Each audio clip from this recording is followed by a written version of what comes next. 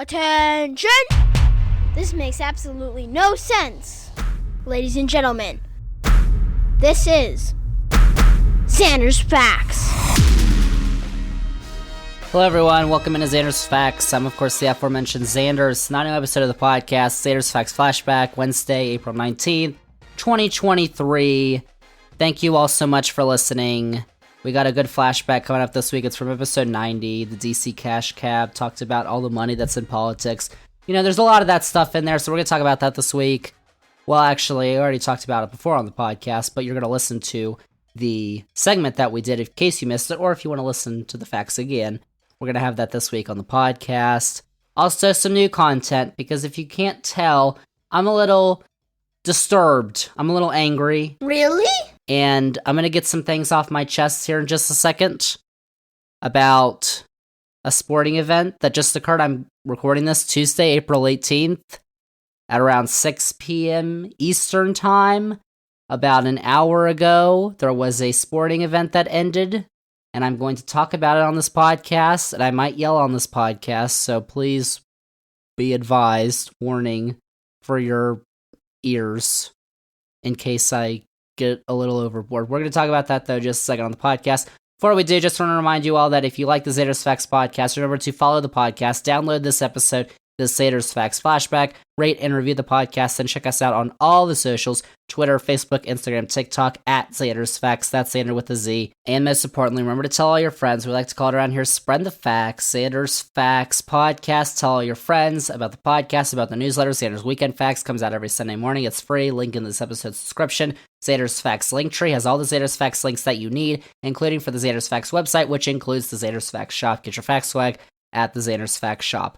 I'm angry, if you can't tell, because here's the thing, ladies and gentlemen. Uh-oh. Before we get to this week's Zander's Facts Flashback, Tuesday, April 18th, the day before this flashback is coming out, there was a soccer match that occurred at Stamford Bridge in London, England on Tuesday between Chelsea Football Club and Real Madrid Football Club in the UEFA Champions League. And in that match, Chelsea proceeded to lose 2-0. Second leg, they lost 2-0 in the first leg at Real Madrid. They lost 4-0 on aggregate. They are out of the Champions League. Now, typically, this would not have me so upset because Chelsea are 11th in the Premier League at the moment. They are having just a horrible season, so to anyone, really, this was very much expected, even if I picked Chelsea to win all my Zander's Facts predictions on Instagram. So, even though I picked them, I was kind of expecting they would lose. However, in the fashion that they did, I was absolutely disgusted. It was an absolute what I just witnessed. And to be honest, I'm going to tell you that I was actually watching most of this game while I was in class. Kind of. I had my little tablet on, and it was on the corner of my screen, so I did pay attention. I also pay attention to class, though, just to let you know. Good to know. But what I witnessed in the first game, the first leg last week, and in this leg, was an absolute disgrace. Because Chelsea, who are now on their third manager of the season, after they fired Thomas Tuchel because they lost, a lot of people will tell you Chelsea are doing bad. Oh, we shouldn't have fired Thomas Tuchel. You all are forgetting that he lost to Dynamo Zagreb in the Champions League group stage, and that's why they had to fire him. The team, you've never heard of them before, from Croatia. You've never heard of them before. He lost to them, so he had to get fired. Then they hire Graham Potter from Brighton, and I don't know what happened, but they were terrible once again, and so he's fired. And now in comes the interim caretaker, basically, manager for the rest of the season, Frank Lampard, who was previously Chelsea's manager, but was fired in 2021. And then Thomas Tuchel took over. So, Chelsea are on their third manager. In the 4 games that Chelsea have played under Frank Lampard, do you know the results of all those matches? I will tell you that they have not won a single one of them. They have not drawn a single one of them. They lost all 4 of them. 2 of them to Real Madrid, but also a loss to Brighton and a loss to Wolves. Wolverhampton Wanderers. They lost to Brighton at home. How on earth, and you're 11th in the Premier League table, how on earth has this happened from a team who won the Champions League back in 2021, last year finished 3rd in the Premier League, and their players look terrible?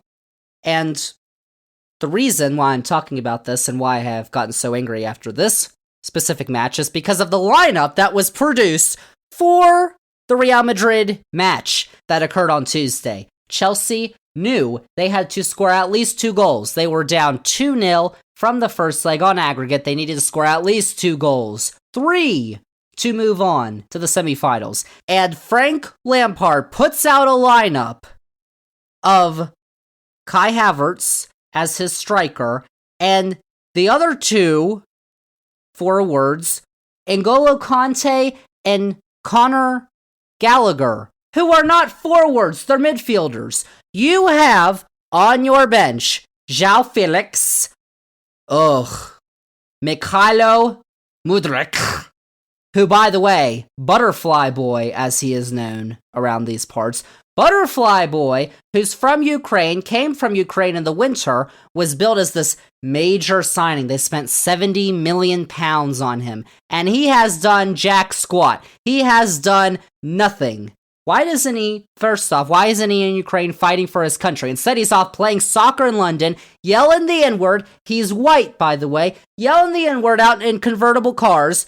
He's done nothing. You also have Raheem Sterling on the bench, Mason Mount, and who else on the bench but our very own Puli God, the GOAT, my lord, my liege, Christian Pulisic, was on the bench. And in a match where you need to score at least 2 goals, 3, you don't put Felix, Butterfly Boy, even though he's terrible, Sterling, Mount, or Pulisic on the pitch. And then Chelsea go down 3-0. Rodrigo scores for Real Madrid. It's 3-0 in the second half. And who does Frank Lampard put on in the 67th minute? Triple substitution. João Felix, Raheem Sterling, and Butterfly Boy, who, by the way, has 2 assists this season for Chelsea, but 0 goals. He has played 443 minutes. He has 0 goals. But Puli Goat has 1 goal this season because they've barely played him. And then, what does Butterfly Boy proceed to do on the pitch? He skies a wide open shot, which could have given Chelsea life, and gets a yellow card. So basically, nothing. And at any point in the match, does Christian Pulisic come on? No, he does not. Chelsea, at one point, 80th minute, Rodrigo scores again. He's got a brace. It's now 2-0, 4-0 on aggregate. Pulisic still does not come in. I mean, really? What? Do you remember 2 years ago in the 2021 semifinals of the Champions League, Christian Pulisic's goal is what sent Chelsea over Real Madrid to the final, and you don't put him in the game? What is wrong with you? I mean, there have been people who have been talking for almost a year now. Pulisic needs to leave Chelsea. Oh my gosh, he doesn't get enough playing time. They just put Raheem Sterling, frickin' Moroccan, whatever his name is, Zish, who looks like he's just having a horrible time playing soccer. He looks so annoyed. Every single time he lays on the pitch, they play him over Pulisic. Now they play Felix. They play frickin' Butterfly Boy. And I was like, up until this point, you know what? Pulisic should stay at Chelsea. Finally, someone will realize that he should be starting. One of the managers. But no. None of them have realized. And so, now, it is time, officially, for Christian Pulisic to leave Chelsea. The Premier League, last week, announced a 6-club preseason tour around the United States, that includes Chelsea. and Full America. 6 clubs are going to play preseason friendlies, which don't mean anything, around the United States in a bunch of stadiums, and they're going to charge, prices that are way higher than the games in England are, which is just a total disgrace in and of itself. But I was even thinking, maybe it'd be fun to go see Fulham, Full America, and Chelsea with Pulisic at FedEx Field in DC, which I already have my reservations about. And by the way, the whole DC football team Washington thing we got to talk about on another podcast. But now, why would I do that? I'm not going to do that. Puligoat, the god, needs to leave Chelsea immediately. I don't care if the season's not over, if the summer transfer window hasn't opened. He has to leave now. It is a sinking ship. No one on this team, Kai Havertz, N'Golo Kante, Reece James, Kovacic, Thiago Silva, Mason Mount, all these players who won the Champions League 2 years ago, now something happened. Now they have no clue what they're doing. The passes on this team today, in the game, and the games previously, have been awful. It's like they don't talk to each other at any point in their lives anymore. And this is not just a Frank Lampard thing. It was a Graham Potter thing. It was a Thomas Tuchel thing. So at some point, you have to realize that just buying all these players, Enzo Fernandez, who had a FOTMOB score of 6.8, didn't do so well today, was bought for a record transfer fee.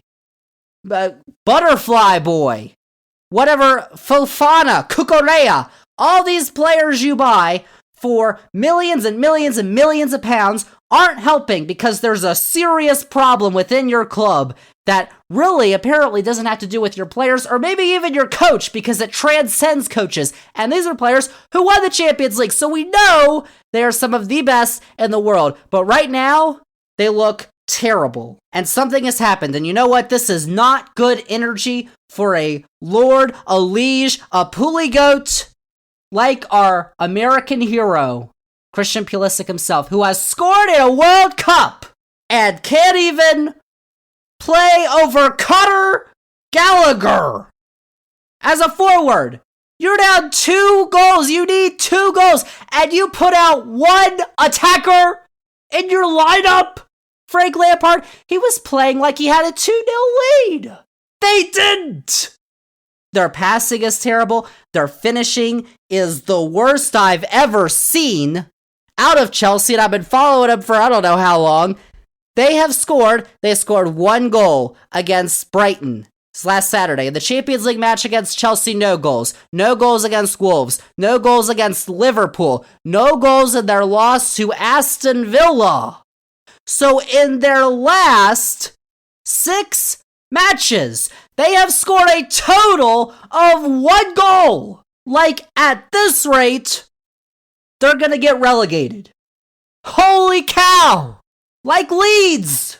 Oh, don't get me started on Leeds.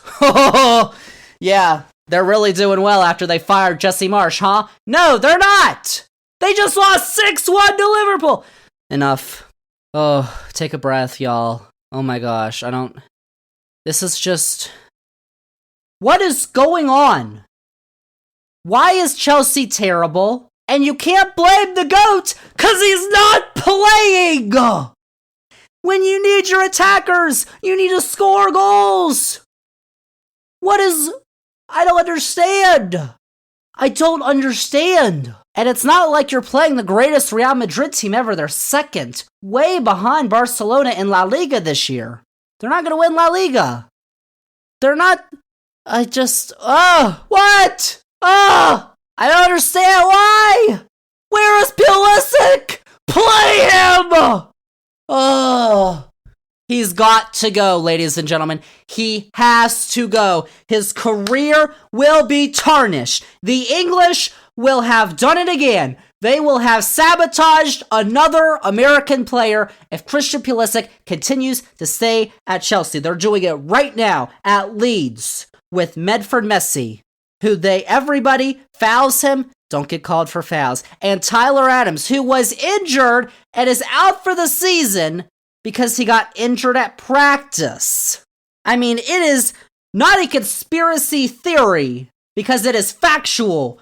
What they are doing, sabotaging our players, our great American heroes, who, by the way, played better than the British at the World Cup, if you remember that match. They're not very happy about that, so that's why they're doing this to us. Fact! Because they also don't like soccer. They say football. It's football. It's soccer. Soccer Saturday is a literal TV show they have on in England. I just can't anymore. Ugh, enough. That was my rant on Chelsea Football Club. Whatever they are. Ever since Todd Bowley the American, the William and Mary, Virginia grad, he's done an awful job.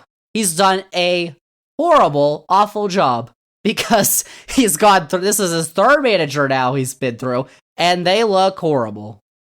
I mean, good grief. What an absolute joke Chelsea Football Club is, which is why Christian Pulisic needs to leave. Get out of there immediately. Immediately. That man should be arrested immediately. Holy cow. Just awful. Just awful, ladies and gentlemen. That's my monologue on the awful thing that happened on Tuesday, it's been months in the making, but finally, it has led me to this point to get these things off my chest on this podcast. I just can't. This is Zander's Facts Flashback, y'all. So, let's move that behind us. Now let's do some happy things now. Let's talk about our Zander's Facts Flashback this week, which is from episode 90, which is from January, which was called the DC Cash Cab. We are talking about all the influence that money has on our politics, because, spoiler alert, it's a lot. There's a lot of money in politics. It has a lot of influence on our politics, which kind of is not that democratic in a way that we like to think of our democracy as good. Maybe there's some issues with it. I don't know. Let's talk about it, though, because I talked about it back in January. So let's replay that podcast. Right here, we are talking about money and politics from episode 90 of this podcast, right here this week on this Zander's Facts Flashback.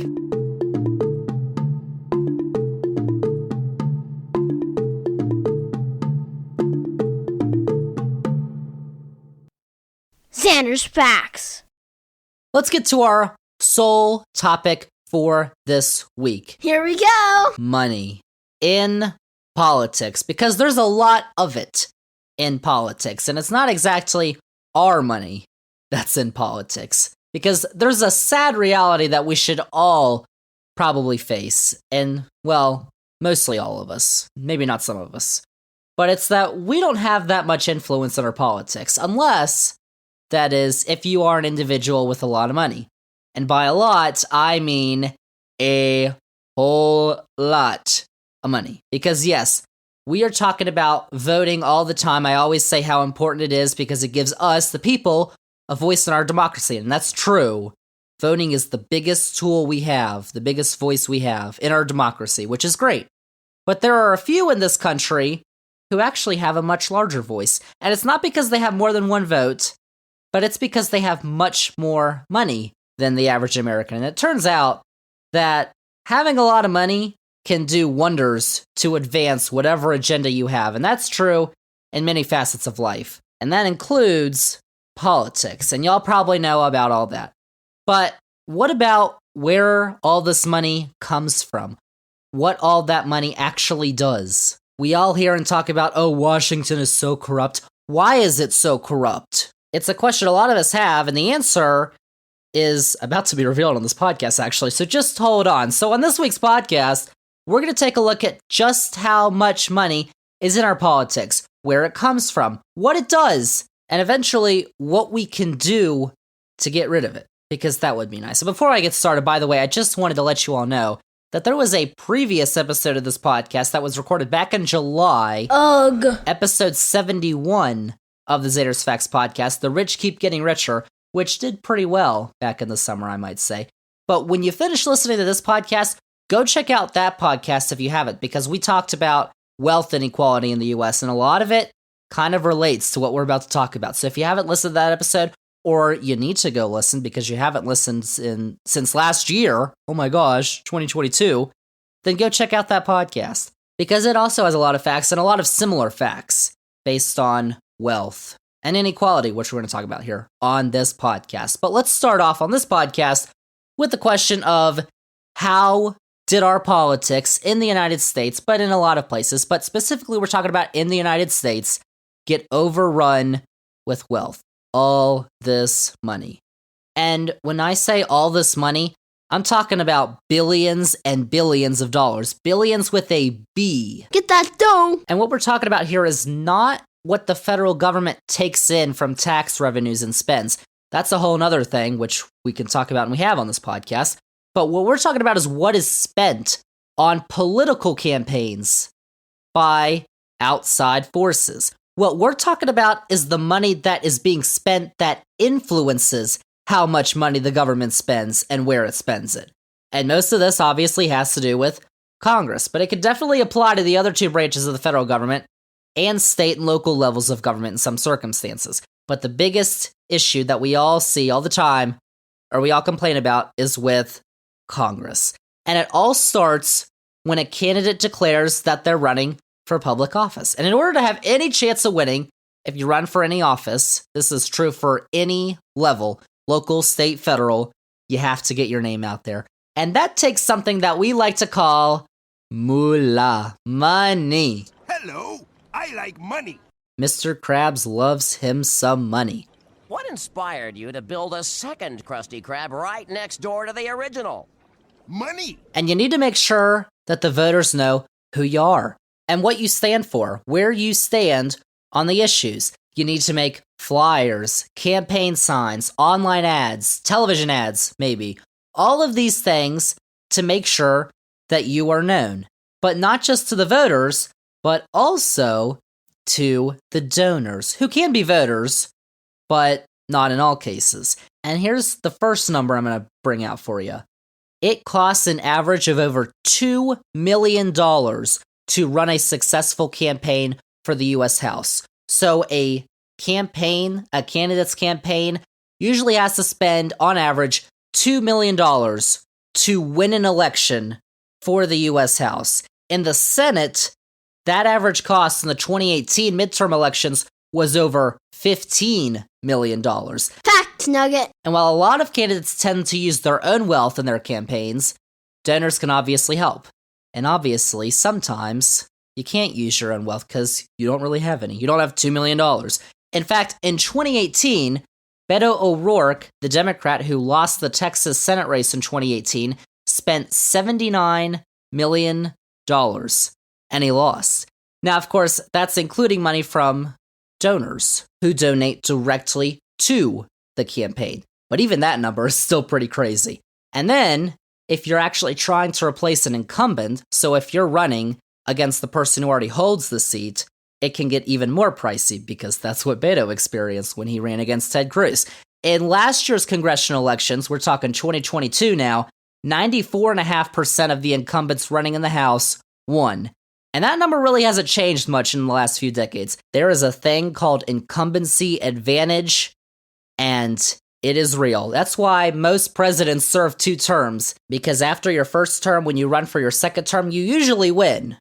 That's usually what happened. There's been a couple of cases, well, there's been one case recently where that did not happen. You really need to royally screw up for that not to happen if you're running. Need some ice for that sick burn. But it's a big deal when an incumbent loses. Like, you remember Alexandria Ocasio-Cortez, and the Democratic primary win was that 2018, when she beat Joe Crowley, who was one of the top Democrats in the House. He was the chair of the House Democratic Caucus, and that was in a primary. That was a huge deal, because Crowley had served in that seat in New York for 2 decades, and then he loses to someone that we had never heard of before. So incumbency advantage is a real deal. So add that on to the cost of trying to run a successful campaign, and even when you spend $79 million, it may still not work. But with this money, we're talking about actually contributing to the campaign of a political candidate, because there are federal laws that limit how much money an individual or a PAC,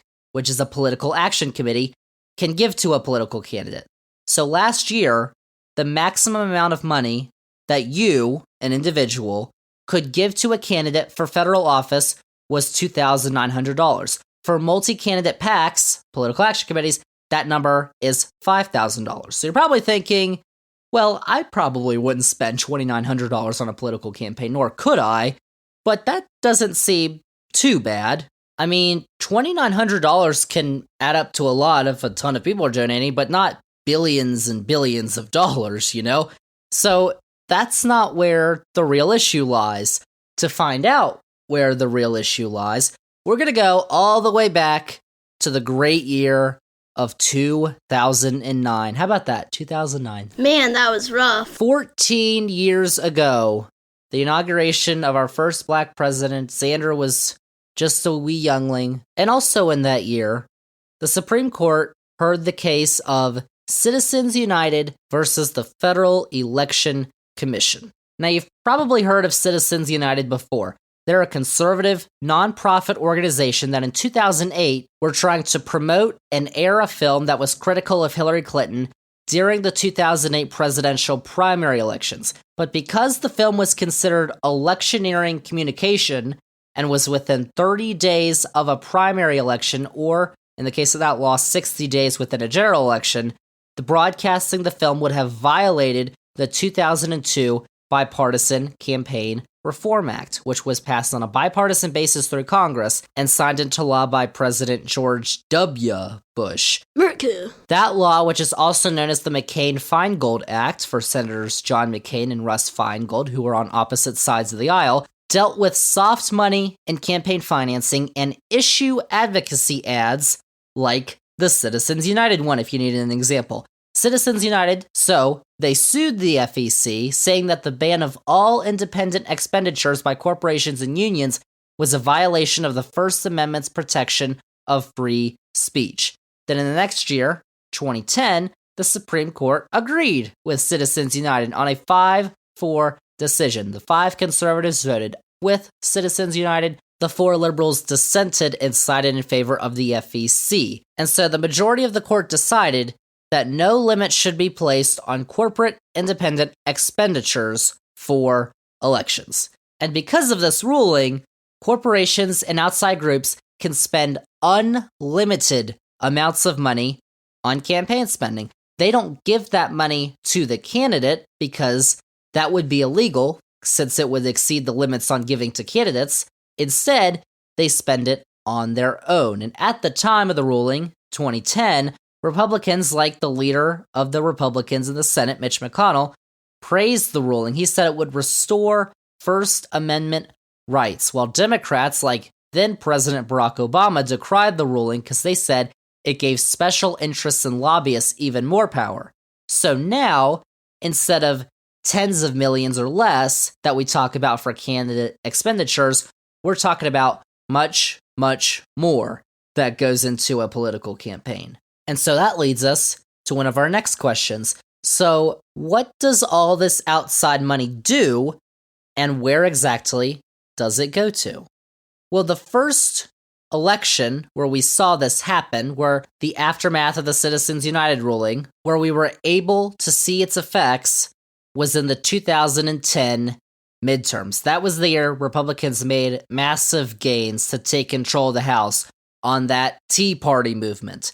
The Citizens United ruling came on January 21st of that year, 2010, and by election day, nearly $300 million had been spent by outside groups. 40% of that coming from undisclosed sources, so we don't know where 40% of that came from. Oops. Which might be a problem. This money wasn't given directly to candidates, though. It was given to indirectly support candidates and causes. And that created what we now know today as super PACs. Remember those political action committees? Now they're supersized, so they're super PACs. So I'll give you an example of a super PAC in action. In 2016, you may remember a Republican presidential candidate by the name of Carly Fiorina. Taking you back a ways. Who? The name of Carly's official campaign committee was Carly for President. That was the name of her campaign. But some of her supporters set up a super PAC by the name of Carly for America. You see the similarities? So Carly for America, which was the super PAC, was able to attend events which were held by the Fiorina campaign. They signed people up to an email list. They handed out stickers. They helped the campaign with setting up events, volunteering for no pay. I said that in air quotes. And Carly for America was able to raise millions of dollars and use that to indirectly help the Fiorina campaign without actually giving the money to the campaign directly. And obviously, Carly Fiorina didn't win the Republican primary in 2016, but this happens with every candidate.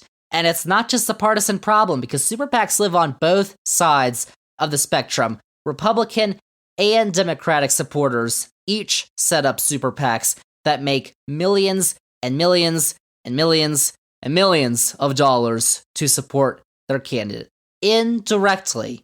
And because of the Citizens United ruling, that is all perfectly legal. That was dumb. Well, technically, members of super PACs and campaigns cannot actually coordinate with each other. They cannot communicate on these campaigns, basically. That's illegal. But as you would imagine, the government agency that is in charge of regulating this, the Federal Election Commission, the FEC, has a hard time of it. And not just because it would be difficult to track coordination, especially if no paper trail was left. That'd be difficult, seeing, did these people communicate with these people? That's already difficult. But also because the FEC, spoiler alert, has basically been set up to fail. What do you say? And if you don't know what the FEC is, it's the Federal Election Commission, which is an independent regulatory agency which was created in 1974 after amendments were added to the Federal Election Campaign Act.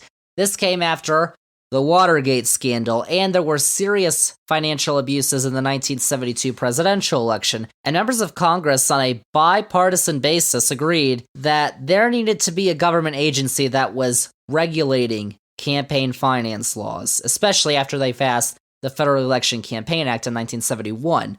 But the commission is set up so that on all times, there are 3 Republicans and 3 Democrats. And when there is a tie vote, nothing happens.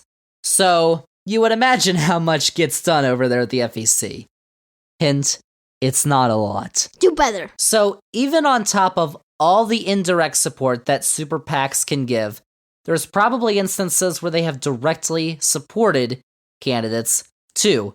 And they've gotten away with it because of our great bureaucracy. How about that? So during election season, when you see a digital or television or even print ad, and it doesn't say it's endorsed by a certain candidate, then it's most likely coming from a super PAC. Like during an election, everybody complains about all the ads. If you're watching TV, there's going to be an ad, and Donnie Boy's going to say, "I'm Donald Trump, and I approve this ad," because it was approved by his campaign. His campaign spends on it. But there are also ads that promote what Trump wants to do, or him as a candidate, but they're not approved by Donnie Boy. And so those ads are likely coming from a super PAC. And in the 2022 elections, which just happened a few months ago, there were 2,462 super PACs. And yeah, they do all need to be registered with the FEC. That's something the FEC makes sure they do keep an eye on, is registering these super PACs. In last year's elections, these super PACs raised, this is a big number I'm about to throw out at y'all, $2,701,502,151. That's how much they raised. They spent $1,353,113,454. That's a lot of numbers. And 61% of that money spent came from conservative super PACs.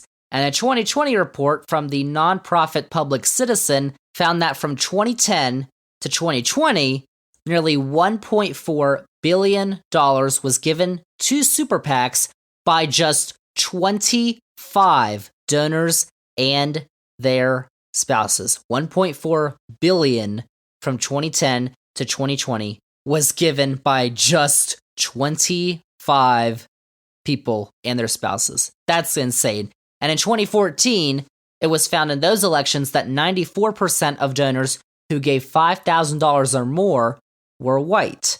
When in the last census, which was 2020, but that's only 6 years, wouldn't be that big of a change, white people who were not Hispanic or Latino made up just 59% of the population in 2020. Gash facts. And so when we talk about those 25 donors, which we're talking about the richest of the rich, take, for example, Sheldon and Miriam Adelson, the owners of the Las Vegas Sands Corporation, which is a casino company. Now, Sheldon passed away in 2021, but after the 2017 tax cuts passed by Republicans in the Congress, which gave the Adelsons a $700 million tax break, by the way, they then invested $113 million of that into the 2018 elections for Republicans, which was the record for a political contribution by a single household. But, Zander, I thought that money was going to trickle down to the middle and lower classes. Well, turns out it didn't. I know, shocker. We've talked about that before on this podcast, how they usually don't trickle down. And guess what? These donors were absolutely pushing Republicans to pass these tax cuts. There were donors who were threatening to withhold their support in future elections if they didn't. And it's really a never-ending cycle, or it has been up until now, because that tax cut in 2017 cut the federal corporate tax rate from 35% to 21%. And that's how not just the Adelsons, but a lot of people who own these large corporations got big tax breaks.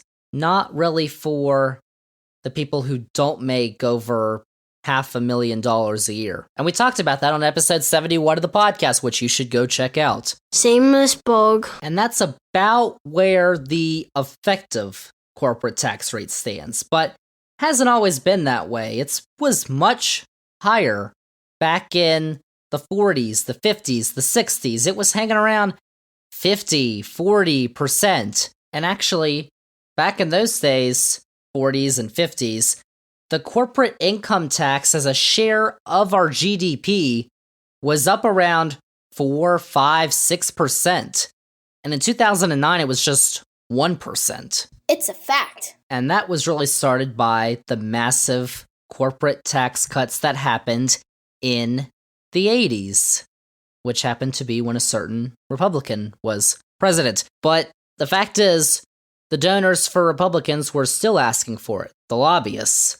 You know, we weren't dealing with all the money from Citizens United back in the 80s, but there was still some influence for these politicians on Capitol Hill. Now, it's just really all out in the open, and we can see how much money is being spent. This amount of money has never been spent before, but still, it's just staggering. So, you add that donors are pushing Republicans to pass these tax cuts because their donors get huge tax breaks from these tax cuts for corporations and the wealthy.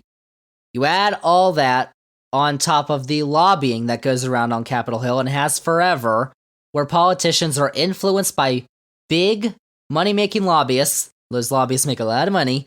And the stock trading that politicians partake in, and the corruption as well.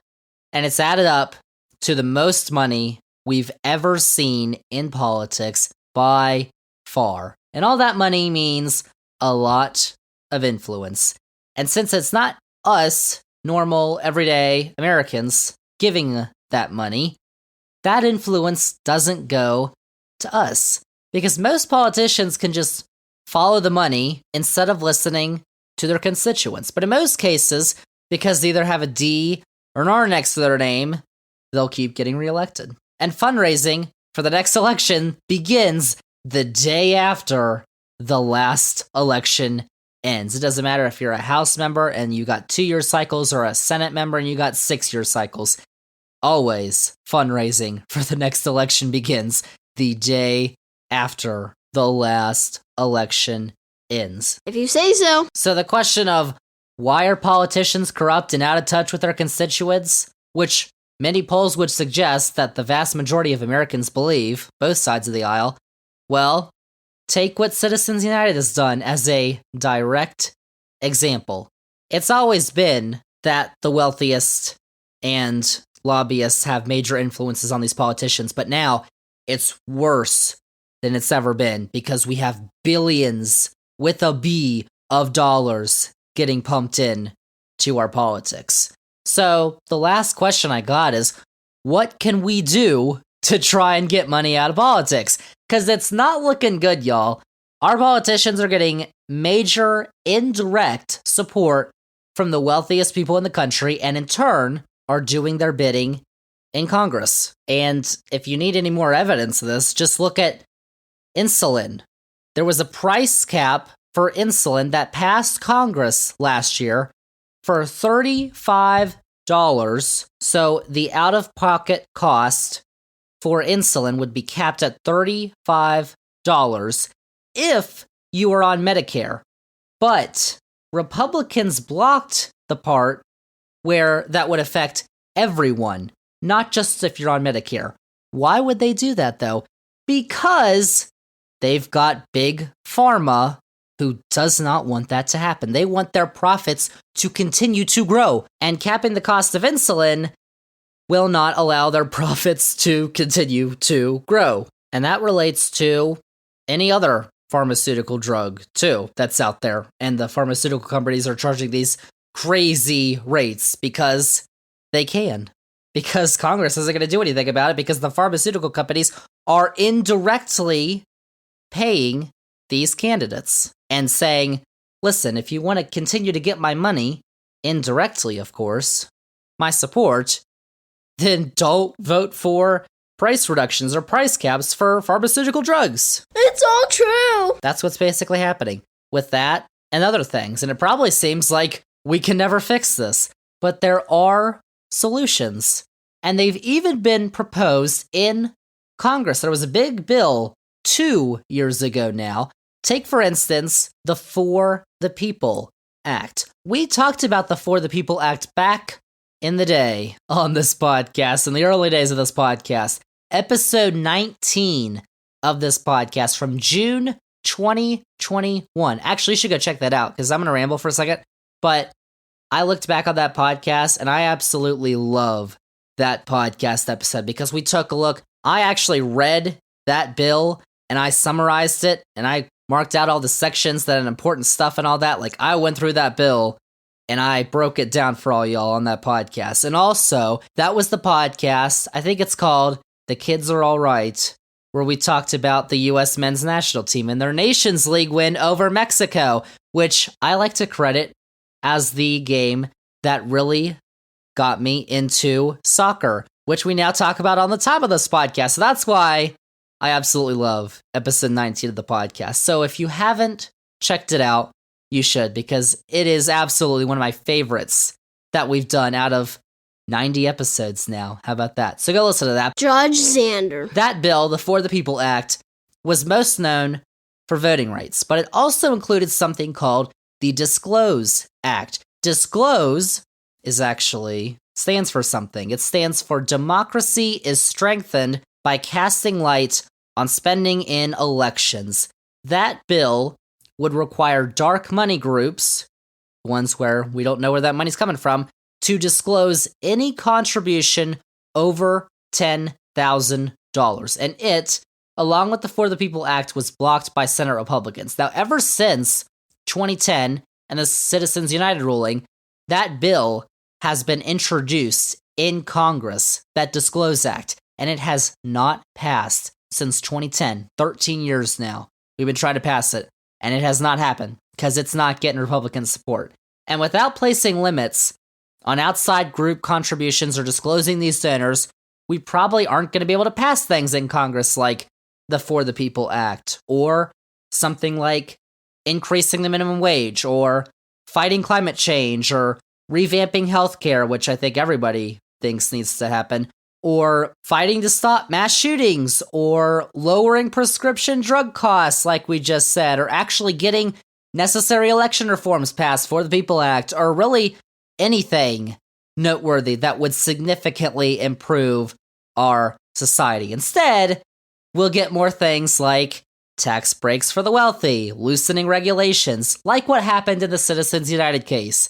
Because it's pretty insane that from March 18th of 2020, you may remember that time, that was not a good time, to June 17th of 2020, the total net worth of US billionaires rose from 2.9 trillion to 3.5 trillion in 3 months. This is a fact. At the height of the pandemic, over 40 million Americans filed for unemployment benefits, and the net worth of billionaires rose by $600 billion. And a lot of that is because in the CARES Act that was passed included tax breaks, more of them. So there you go. And also closing loopholes for corporate donations, limiting outside spendings, and making sure that we actually know who is spending what and where are reforms that probably need to be passed. And probably banning Congress members from trading stocks and sitting on corporate boards would lessen the influence that the wealthiest have on them too.